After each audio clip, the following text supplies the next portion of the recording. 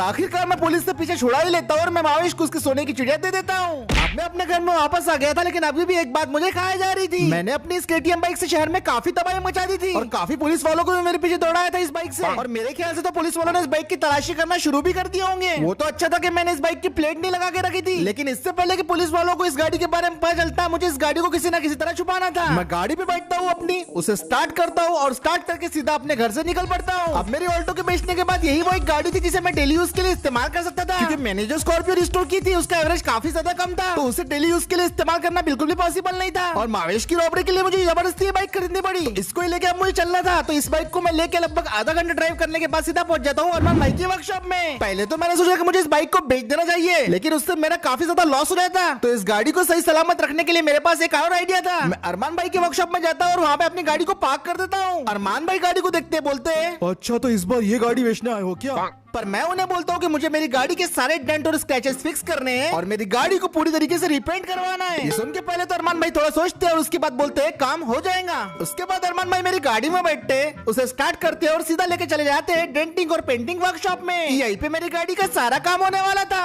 अब इसके ऊपर पुलिस टेस्ट की वजह से जितने भी डेंट और स्क्रैचेस लगे थे वो सारे के सारे फिक्स होने वाले थे और इसका कलर भी मुझे न्यू देखने मिलने वाला था। और लगभग 4 घंटे के बाद मेरी गाड़ी की डेंटिंग और पेंटिंग पूरी तरीके से कम्प्लीट हो चुकी थी। लो भाई देख लो अपनी नई गाड़ी। और उसके बाद फिर अरमान भाई अपनी डेंटिंग और पेंटिंग वर्कशॉप का शटर ओपन कर देते हैं और फिर जो चीज मेरे सामने आती है वो काफी कमाल थी। अरमान भाई ने मेरे RC90 की पूरी कलर स्कीम चेंज कर दी थी और अब वो पहले से लाख गुना बेटर लग रही थी। सारे स्क्रैचेस भी रिमूव हो गए थे और इसकी टोटल कॉस्टिंग सिर्फ 15,000 रुपए आई थी। तो मैंने फटाफट सारे पैसे उन्हें जल्दी से पेटीएम कर दिए और सारे पैसे उनके बैंक अकाउंट में आ गए थे। और अरमान भाई बोलते हैं कि अब मैं अपनी गाड़ी को लेके यहाँ से जा सकता हूँ। फिर मैं अपनी बाइक की तरफ जाता हूँ जो बिल्कुल नई जैसी लग रही थी। पता नहीं क्यों पर उस पर बैठ के मुझे नई वाली फीलिंग भी आ रही थी। और उसके बाद फिर मैं अपनी गाड़ी को स्टार्ट करके अरमान भाई के वर्कशॉप का शटर ओपन करके वहाँ से निकल पड़ता हूँ। अब मुझे थोड़ी सी राहत महसूस हो रही थी, क्योंकि इस बाइक को लेके अब मैं शहर में फ्रीली कहीं पे भी घूम सकता था। कोई भी पुलिस वाला मुझ पे शक नहीं करने वाला था, क्योंकि मैंने जिस RC को पहले यूज किया था वो तो दूसरे कलर की थी। अब मैं जाके इस पे प्लेट भी लगवाने वाला था, लेकिन फिर मेरे दिमाग में एकदम से ख्याल आया कि अभी भी मेरे पास कोई नौकरी नहीं है। ये मावेश और रॉबरी के चक्कर में पूरी तरीके से भूल गया था कि मुझे अपने लिए अभी भी कोई नौकरी या बिजनेस खड़ा करना है। मेरा कार्स रेस्टोरेशन का बिजनेस बुरी तरीके से फेल हो गया था और मेरे पास अब कोई इन्वेस्टमेंट भी नहीं थी जिसके जरिए मैं अपना कोई नया बिजनेस शुरू कर सकूं। दिमाग में काफी अजीब तरीके के ख्याल आ रहे थे। कैसे अगर थोड़े बहुत पैसों का भी जुगाड़ हो जाता तो शायद मैं अपने नए बिजनेस के बारे में सोच सकता। और जब मैं यही सब बातें सोच रहा था कि इतने में मैं देखता हूँ कि अचानक से मेरे सामने वो एक जलपरा आ जाता है और बोलने लगता है, अरे बच्चे क्या तूने मुझे पहचाना? ये जलपरा वही था जिसने मुझे पहले सोने की चिड़िया के लिए एक चैलेंज दिया था। तो मैं उससे पूछता हूँ कि भाई तू यहाँ पे क्या करने के लिए आया है मेरे पास? तो वो मुझे बोलने लगता है, अरे बच्चे मैं तो बस ऐसी हवा में टहल रहा था। तू बता यहाँ पे उदास होके क्यों बैठा है? क्या तू कोई परेशानी में है? अब इतने दिनों में ये पहला बंदा था जिसने मेरी परेशानी के बारे में पूछा था। तो मैं भी भावना में आके इसे सारी बातें बता देता हूँ कि मेरी जिंदगी में अभी कौन सी प्रॉब्लम वगैरह चल रही है। वो सारी बातें ध्यान से सुनता है और उसके बाद मुझे बोलने लगता है, अच्छा बच्चे तो तेरे को सबसे बड़ी प्रॉब्लम पैसे की है। तेरी ये प्रॉब्लम मैं सॉल्व कर सकता हूँ। अब ये सुन के मेरे दिमाग के घंटे बजने शुरू हो जाते और मैं बोलता हूँ भाई कैसे कैसे मेरी मदद करो प्लीज, मुझे सख्त जरूरत है पैसे की अभी। तो ये सुन के वो मुझे बोलने लगता है, अरे बच्चे तेरे प्रॉब्लम सॉल्व तो हो जाएंगे, लेकिन तुझे उसके लिए मेरा एक चैलेंज करना होगा। मैं उससे पूछता हूँ कि क्या करना होगा मुझे, पर वो मुझे बोलने लगता है कि अगर तुझे पैसा चाहिए तो तुझे कोई सवाल का जवाब नहीं मिलेगा, बस हाँ या ना बोल। अब मुझे पैसे की सख्त जरूरत थी तो मैं उसे हाँ बोल देता हूँ और जैसे मैं उसे हाँ बोलता हूँ वो मुझे आगे आने को बोलता है और जैसे मैं आगे आता हूँ वो एक मैजिकल स्मोक क्रिएट कर देता है और मुझे कुछ अजीब सा महसूस हो रहा था। और जैसे ही वो मैजिकल स्मोक हटता है तो उसके बाद मैं देखता हूँ कि मैं दूसरी जगह पे पूरी तरीके से टेलीपोर्ट हो चुका हूँ। वो मुझे शहर के बिल्कुल दूर लेके आ गया था और वो मुझे फिर बोलने लगता है, तो बच्चे ये है वो चैलेंज जिसे तुझे पार करना है। अगर तू इसे पार कर लेता है तो तुझे मिलेंगे बहुत सारे पैसे,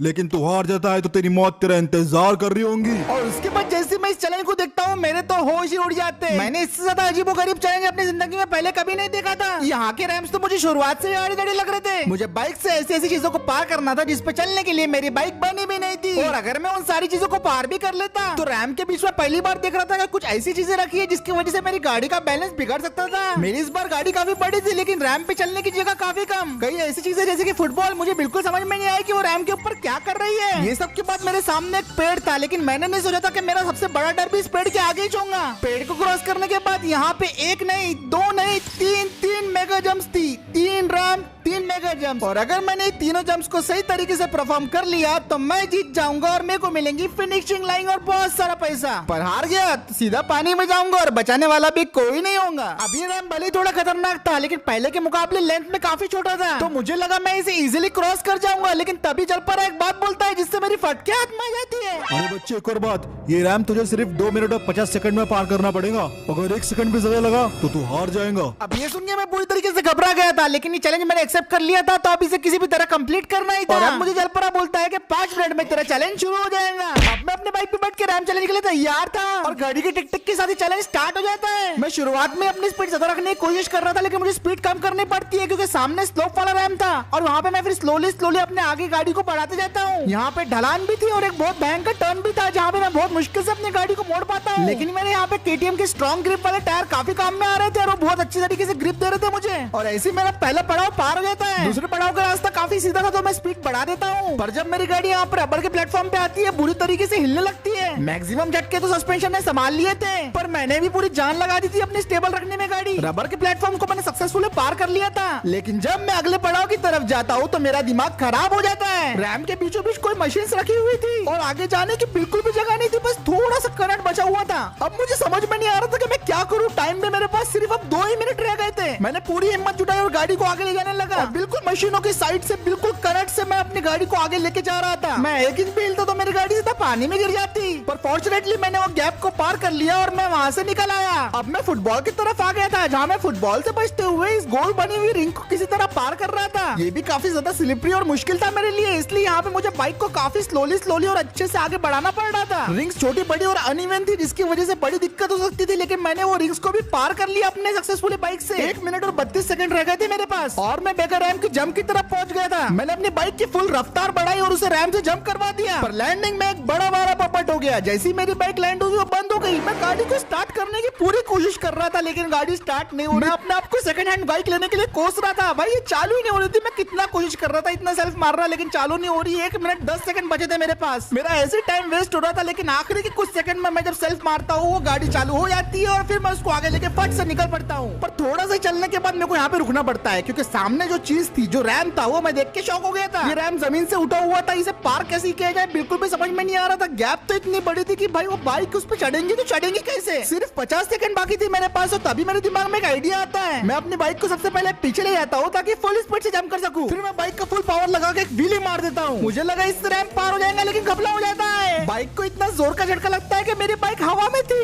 अब मैं रैम के ऊपर जरूर था, लेकिन भाई साहब मैं पानी में गिर सकता था। मैंने 100% मान लिया था कि अब जब बाइक लैंड होंगी सीधा मैं पानी में गिरने वाला हूँ, पर जब बाइक लैंड हुई मैं गलत साबित हो गया। लिटरली आखिरी कॉर्नर पे मेरे पीछे का चक्का था भाई, और इतनी सी जगह से मैं बच गया था। अब मैं शुक्र मना के आगे बढ़ने लगता हूँ। मेरे पास 30 सेकंड बचे हुए थे और मुझे 2 रैम से जंप करना था। बिना किसी देरी के मैं फुल रफ्तार से दूसरे रैम से जंप कर देता हूँ। वो मेरे लिए काफी ज्यादा सक्सेसफुल साबित होता है। लैंड होते बराबर ही मैं क्रिसमस ट्री जैसे ऑब्स्टिकल से बचता हूँ और अब मेरे पास 20 सेकंड में नहीं थे। फिर ये 2 मशीनों के बीच से मैं अपनी बाइक को निकालता हूँ जो काफी पेनफुल था मेरे लिए। अब सिर्फ 13 सेकंड बचे हुए थे। मैं 10वें सेकंड पे अपनी गाड़ी को जंप करवा देता हूँ मेगा रैम से। मेरी गाड़ी लगभग 4 सेकंड तक हवा में रहती है और बिल्कुल फाइनल मोमेंट पे जब 3 सेकंड बाकी थे मेरी गाड़ी फिनिश लाइन क्रॉस कर लेती है और इसी के साथ ये रैंप एंड होता है। मैंने इस अल्टीमेट चैलेंज को जीत लिया था और भाई साहब मैं बता नहीं सकता था मैं कितना ज्यादा खुश था।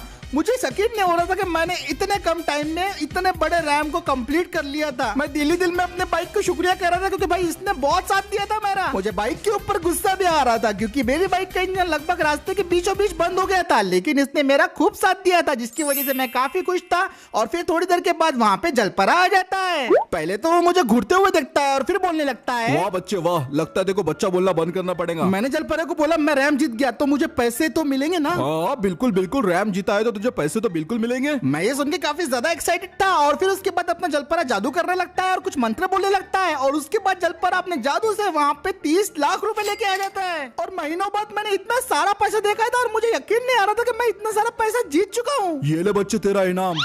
अब ले और खुश रह। मुझे बिल्कुल भी यकीन नहीं आ रहा था कि जलपरा ने मुझे 30 लाख रुपए दे दिए। पहले तो मुझे लगा कोई छलावा तो नहीं है, लेकिन जब वो मैं सोच रहा था उतने में जलपरा फिर से अपना जादू करने लगता है और मेरे आसपास एक बहुत बड़ा मैजिकल स्मोक बन जाता है। और थोड़ी देर के बाद मैं जब अपनी आंखें खोलता हूँ तो मुझे दिखता है कि मैं फिर से अपनी जगह पे वापस आ चुका हूँ जहाँ से मैंने शुरुआत किया था। मैं वापस शहर में आ गया था और उसी जगह पहुंच गया था जहाँ पे मैं सोच रहा था कि मैं अब कौन सी नौकरी करूँ। बस फर्क अब इतना था कि मेरे पास 30 लाख रुपए थे और भाई साहब फाइनली मेरी रिक्वेस्ट पूरी हो गई थी। मेरे पास इतना सारा पैसा आ गया था और अब मैं अपना नया बिजनेस शुरू कर सकता था। मैं उन सारे पैसों को अपने बाइक के ऊपर अच्छे से रख देता हूँ, जैसे पिज्जा बॉय अपने पिज्जा को रखता है बाइक पे, और फिर मैं उसके बाद अपने गाड़ी की तरफ जाता हूँ, उसके ऊपर बैठता हूँ, उसे स्टार्ट करके मैं वहाँ से निकल पड़ता हूँ अपने घर की तरफ। अब मेरे पास बहुत सारे पैसे आ गए थे। तो आप दोस्तों कमेंट करके बताओ कि अब मैं ऐसा कौन सा बिजनेस शुरू करूं जिससे मुझे प्रॉफिट ही प्रॉफिट हो और कोई रिस्क वगैरह ना हो। और आज तो ये रैम चैलेंज करके मजा ही आ गया। तो फिर आज का वीडियो यही खत्म करते हैं दोस्तों। अगर आपको वीडियो पसंद आया तो लाइक करो, शेयर करो, चैनल को पहली बार देख रहे हो तो सब्सक्राइब भी जरूर कर देना और मैं मिलता हूँ आपसे अगले